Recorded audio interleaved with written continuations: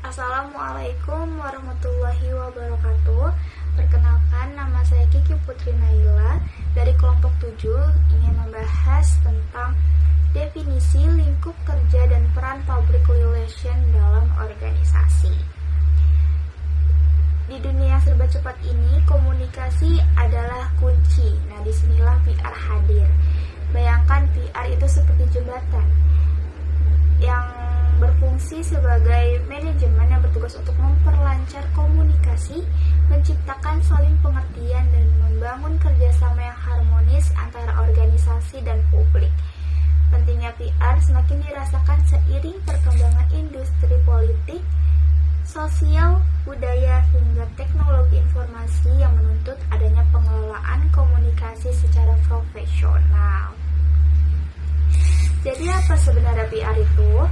Secara sederhana, public relation atau PR adalah kegiatan yang dilakukan untuk membangun dan memelihara hubungan baik antara organisasi dengan publiknya, seperti pelanggan, karyawan, investor, media, dan masyarakat luas. PR melibatkan komunikasi strategis, manajemen reputasi, dan kegiatan lainnya untuk mencapai tujuan tersebut. Menurut Rosadi Ruslan, PR adalah fungsi manajemen yang unik yang berperan dalam membangun jalur komunikasi, pengertian, penerimaan, dan kerjasama antara organisasi dan publiknya. Intinya, PR itu membantu manajemen menghadapi masalah, menanggapi opini publik, dan memanfaatkan perubahan yang ada secara efektif. Lalu, apa saja yang dikerjakan oleh PR? Tugas PR terbagi menjadi dua aktivitas utama, teman-teman. Yang pertama itu untuk membina hubungan ke dalam atau public internal, yaitu mengidentifikasi hal-hal negatif di dalam masyarakat sebelum kebijakan dijalankan oleh organisasi. Fokusnya ini pada karyawan dan semua hal yang ada di dalam organisasi. Tujuannya untuk mengidentifikasi masalah atau hal negatif di internal sebelum kebijakan dijalankan sehingga bisa dicegah. Yang kedua ada membina hubungan keluar atau public eksternal, yaitu berusaha menumbuhkan sikap dan gambaran positif publik terhadap lembaga yang diwakilinya. Selanjutnya ada kata-kata kunci untuk mendefinisikan PR. Yang pertama ada sengaja, terencana, kinerja, kepentingan masyarakat, komunikasi dua arah, dan fungsi manajemen. Ya, selanjutnya para ahli seperti Catlett dan Center membagi proses kerja PR menjadi 4 langkah utama. Yang pertama ada pengumpulan fakta atau fact finding, yaitu mengumpulkan data tentang apa yang dibutuhkan publik sebelum mengambil tindakan. Jadi tahap awalnya adalah riset. Kita harus mengumpulkan data tentang apa yang dibutuhkan publik sebelum mengambil tindakan seperti itu. Yang kedua ada perencanaan dan program atau planning, yaitu membuat rencana berdasarkan fakta yang telah dikumpulkan. Dan setelah tahu faktanya, kita buat rencana dan program kerja berdasarkan data yang sudah dikumpulkan tadi. Yang selanjutnya, yang ketiga ada aksi dan komunikasi atau communicating, yaitu melaksanakan rencana yang telah disusun. Banyak praktisi yang langsung ke tahap ini tanpa perencanaan matang yang beresiko bagi citra perusahaan. Nah, ini adalah tahap melaksanakan rencana yang sudah disusun. Penting diingat, jangan langsung ambil ke tahap ini, teman-teman. Ini kalau misalkan kita mengambil tahap ini tanpa perencanaan yang matang, ini akan beresiko besar terhadap citra perusahaan kita seperti itu. Yang terakhir ada evaluasi atau evaluation, yaitu menilai apakah tujuan sudah tercapai dan hasilnya menjadi dasar untuk kegiatan PR berikutnya. Proses PR selalu dimulai dan diakhiri dengan penelitian. Ya, yang terakhir ini kita harus menilai apakah tujuan kita sudah tercapai. Nah, hasil evaluasi ini akan menjadi dasar untuk kegiatan PR kita selanjutnya, seperti itu. Dan selain itu, pekerjaan PR di perusahaan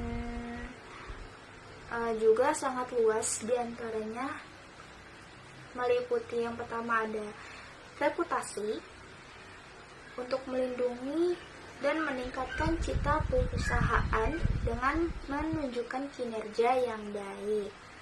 Yang kedua ada layanan informasi, memberikan informasi kepada masyarakat.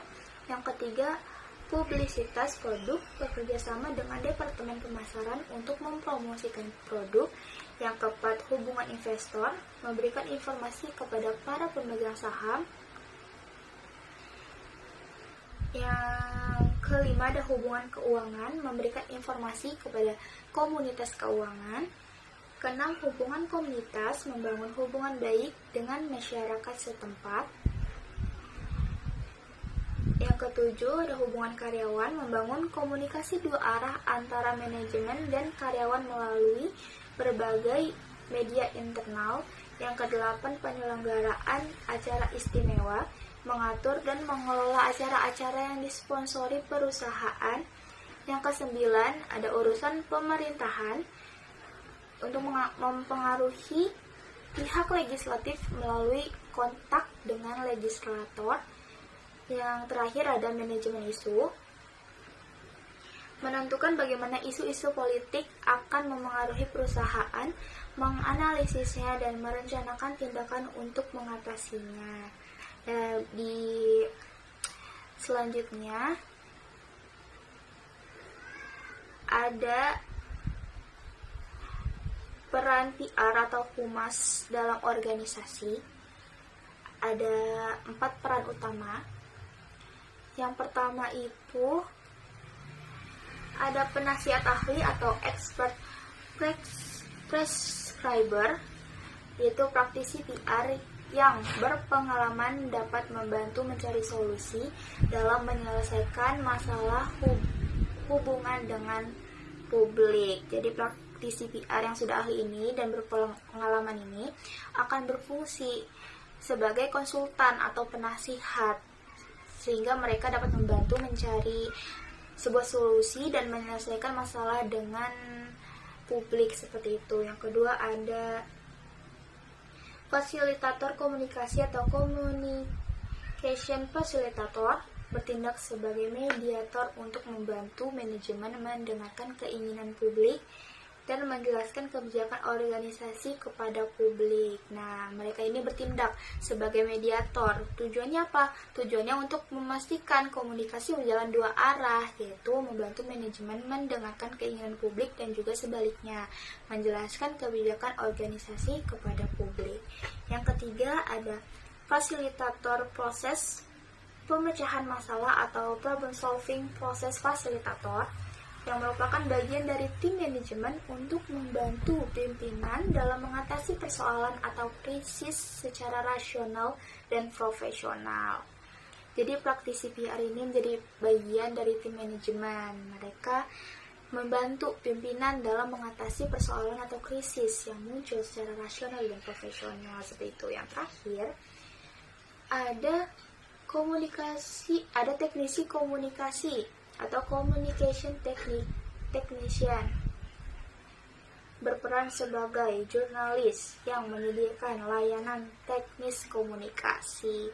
Dalam peran ini, PR berfungsi sebagai pelaksana teknis komunikasi, misalnya menulis rilis, membuat konten, atau menyediakan layanan komunikasi layaknya seorang jurnalis, seperti itu. Iya, yang terakhir ada kesimpulan. Public relation adalah fungsi manajemen yang secara sengaja dan terencana dirancang untuk menciptakan komunikasi timbal balik yang sehat antara organisasi dengan publik. Definisi PR beragam, namun pada intinya menekankan pada pengertian perencanaan sejak kerjasama yang saling menguntungkan. Oleh karena itu, PR menjadi profesi yang sangat penting dalam era modern yang syarat akan dinamika komunikasi. Ya, terima kasih atas perhatiannya. Saya harap penjelasan singkat saya ini bisa memberikan pemahaman yang jelas dan bisa dimengerti oleh teman-teman semua. Sekian dari saya, kurang lebihnya mohon maaf. Terima kasih. Wassalamualaikum warahmatullahi wabarakatuh.